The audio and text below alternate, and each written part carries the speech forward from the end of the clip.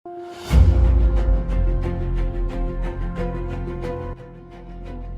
pozicionim në dy pika nevralgjike që kontrollojnë jo vetëm dosjet, por edhe fatet profesionale të gjithë hetuesve të vendit, ngre pikpyetje të mëdha mbi integritetin e sistemit.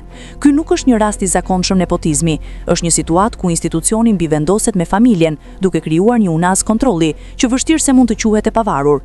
Skandali me emrimin offside të kryetuesit të Byros Kombëtare të Hetimit nga KLP dhe SPAK u trajtua në 3 ditë nga dita. Investigimi vazhdoi dhe zbardh një aferë që shkon përtej KLP-s, SPAK-ut dhe BKH-s. A do jetë drejtësia e re bazuar te meritokracia apo do vazhdojmë me avazin e vjetër? Përpos të gjitha fakteve, provave dhe dokumenteve të botuara, asnjë reagim publik ose institucional nuk erdhi nga SPAK, KLP apo shoqatat e prokurorëve dhe të gjyqtarëve. Përse emërimi i Joni Ketës në një pikë nevralgjike të sistemit special të drejtësisë nuk u bëri asnjë përshtypje ushtruesve të drejtësisë?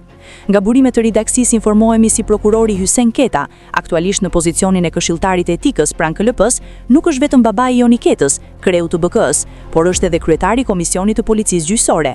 Ky komision emëron, ngre në detyrë, transferon dhe komandon oficerët e policisë gjyqësore. Komisioni kontrollon edhe standardin profesional dhe disiplinën, duke vendosur për marrjen e masës disiplinore ose për pushimin e procedimit. Një situatë pa precedent që krijon një përqendrim të jashtëzakonshëm ndikimi mbi trupën hetimore në Shqipëri. Ky pozicionim ngre pikpyetje të mëdha mbi integritetin e sistemit dhe krijon një unaz kontrolli që vështirë se mund të quhet e pavarur.